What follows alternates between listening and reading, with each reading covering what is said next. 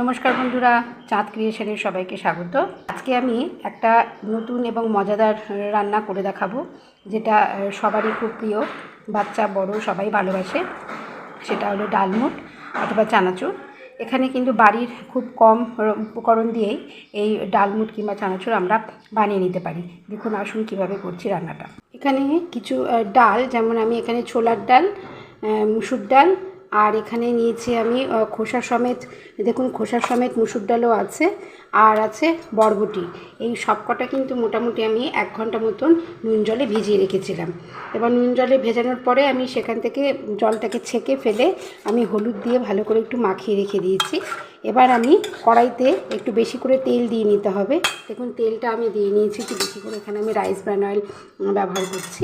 এবার এইটার মধ্যে আমি দিয়ে দেবো 3খানা শুকনো লঙ্কা। লঙ্কাটা একটু ভাজা হওয়ার সাথে সাথেই কিন্তু আমি যে ডালটা, যেটা আমি ভিজিয়ে জল শুকিয়ে রেখে দিয়েছিলাম, সেইটা কিন্তু আমি এই তেলটার মধ্যে দিয়ে দেবো। একটু ছড়িয়ে দিতে হবে যাতে জিনিসটা ভালো করে একটু ভাজা হয়ে যায়। পুরো ডালটা, সবকটা ডালই যে কটা ভিজিয়ে রেখেছিলাম এবং শুকিয়ে রেখেছিলাম সেগুলো সবকটাই কিন্তু দিয়ে দেবো। দেখুন ডালটা কিন্তু তেলে খুব ভালো করে আমি ভেজে নিচ্ছি। একটু যতক্ষণ না পর্যন্ত একটু লাল লাল হচ্ছে ততক্ষণ ভেজে নেব। আর এখানে আমি মশলার মধ্যে প্রথমে তো নুন দিয়ে ডালগুলো ভিজিয়ে রেখেছিলাম, হলুদ দিয়েও শুকনোর পর মাখিয়ে রেখেছিলাম। এবার মশলার মধ্যে দেবো, দেখুন একটু ভাজা মশলা, ধনে জিরে শুকনো লঙ্কা ভেজে গুঁড়িয়ে রাখা, আর দেবো গোলমরিচ। এই দুটো মশলা, গোলমরিচটা অপশনাল, আপনারা দিতেও পারেন নাও দিতে পারেন। শুকনো লঙ্কাও তাই, বাচ্চারা যদি খায় তাহলে, ঝাল যদি না খায় তাহলে দেবেন না। এখানে আমি এই দুটো মশলা কিন্তু ব্যবহার করছি।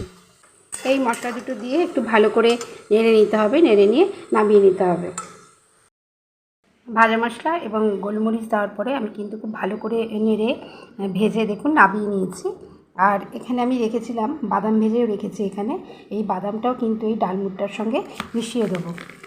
বাড়িতেই কিন্তু আপনারা খুব কম সময়ের মধ্যে এবং যে কোনো রকম ডাল দিয়ে কিন্তু বাচ্চাদের এই সবথেকে প্রিয়, এবং বড়রাও তো এই চানাচুর খেতে খুব ভালোই বাসেন, বাড়িতে ডালমুট বানিয়ে নেওয়া যায়। চায়ের সঙ্গে, কফির সঙ্গে বলুন, মুড়ির সাথে বলুন, বিকেলবেলা কিন্তু এটা খুব ভালো লাগে।